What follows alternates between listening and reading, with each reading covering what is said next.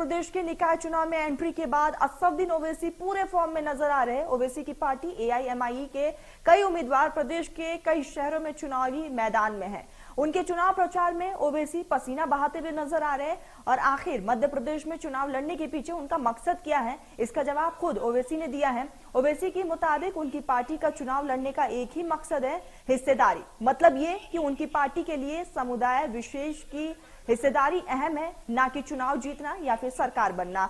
या यूं कहें कि ओवैसी मध्य प्रदेश में अपनी पार्टी के लिए जमीन तलाश कर रहे हैं, लेकिन एक तरफ मध्य प्रदेश में जमीन की तलाश करना तो वही दूसरी तरफ बिहार में उनकी जमीन खिसक चुकी है। पार्टी के 5 में से 4 विधायक आरजेडी में चले गए, मतलब बिहार में पार्टी खलास हो चुकी है। मध्य प्रदेश में जहां अमूमन 2 पार्टियां हैं, बीजेपी और कांग्रेस को ही जनता तवज्जो देती है, तो वही एआईएमआईएम की जमीन तैयार कैसे होगी, ये बड़ा सवाल है। हालांकि वे इन दोनों ही पार्टियों पर वार करने का कोई भी मौका नहीं छोड़ते हैं। सुनिए ओवैसी ने मध्य प्रदेश में निकाय चुनाव लड़ने को लेकर क्या कुछ कहा है।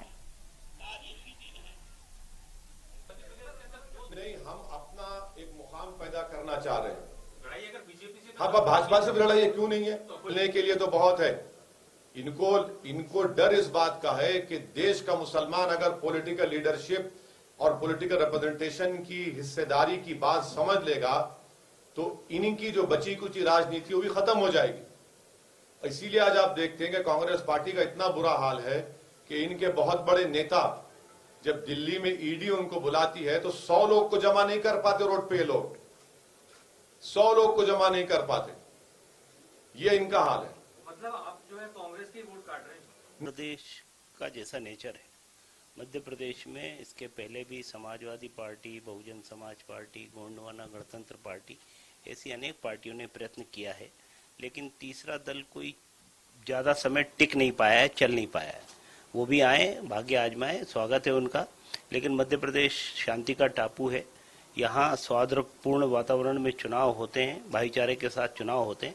यहाँ की व्यवस्था को बिगाड़ने का कष्ट न करें। भारतीय जनता पार्टी जहां भी चुनाव हारने लगती है अपनी बी-सी-डी टीम को सक्रिय कर देती है, चाहे बिहार हो, पश्चिम बंगाल हो, उत्तर प्रदेश हो, और अब मध्य प्रदेश में भाजपा की हालत खराब है। इसलिए ओवैसी को मैदान में लाए हैं ताकि प्रदेश का माहौल खराब कर सके और इस माहौल का फायदा भाजपा।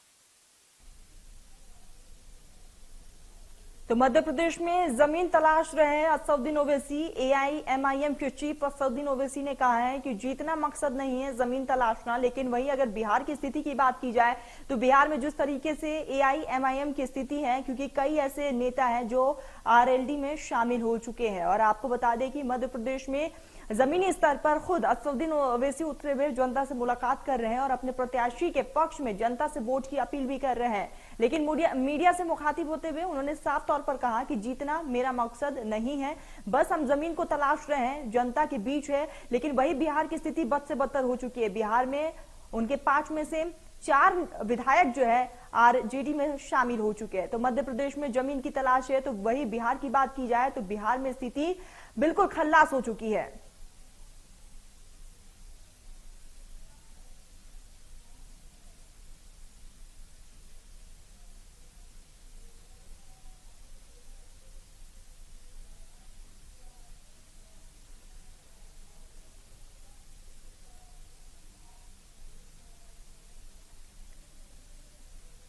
तो आपको बता दें कि मध्य प्रदेश में जमीन की तलाश में एआईएमआईएम चीफ असदुद्दीन ओवैसी, तो वही दूसरी तरफ बिहार की स्थिति भी किसी से छिपी नहीं है।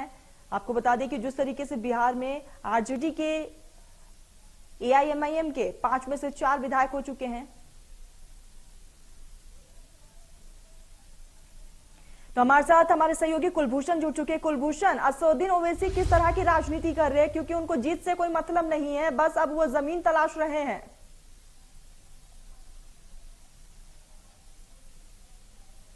देखिए, अगर मध्य प्रदेश की बात की जाए तो 2 दिवसीय दौरे पे ओवैसी थे, क्योंकि सबसे पहले जबलपुर पहुंचे और जबलपुर के बाद कल उनकी एक बड़ी जनसभा भोपाल में देखने को मिली। हालांकि मुस्लिम बहुमूल्य इलाके में जो उनकी पार्टी है, पार्टी के लिए जो 6 प्रत्याशी उन्होंने मैदान में उतारे हैं, उन प्रत्याशियों के पक्ष में ओबीसी प्रचार प्रसार करने भोपाल पहुंचे थे।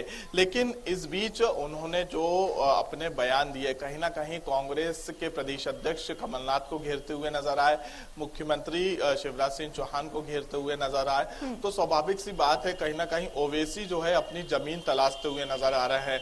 ओवैसी ने अपने उद्बोधन और भाषण में जो बातें कही कि आने वाले समय में जो है अपनी ही पार्टी के ज्यादा से ज्यादा विधायक को इस और युवा वर्ग ध्यान दे, क्योंकि बीजेपी और कांग्रेस मिली हुई है।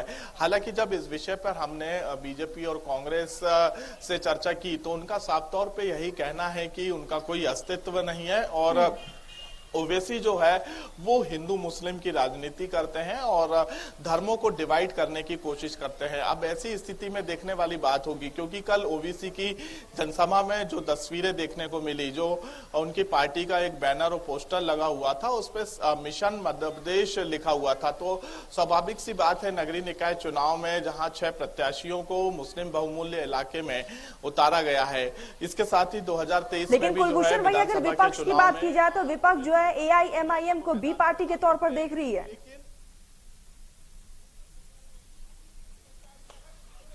देखिए, विपक्ष लगातार ये आरोप ओबीसी पे लगाता हुआ नजर आ रहा है कि बीजेपी की बी पार्टी है।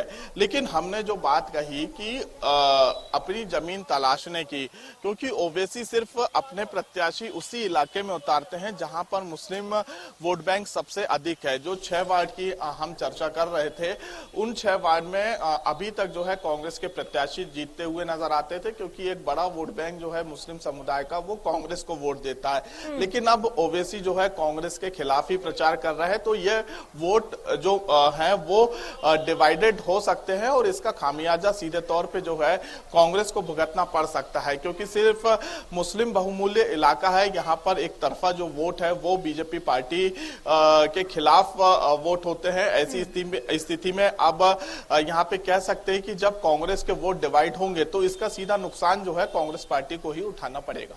बिल्कुल कुलभूषण, तमाम जानकारी के लिए आपका बहुत बहुत शुक्रिया। मध्य प्रदेश, छत्तीसगढ़ की हर खबर सीधे आपके मोबाइल फोन पर। अभी सब्सक्राइब करें हमारा चैनल और पाएं पल पल की खबर।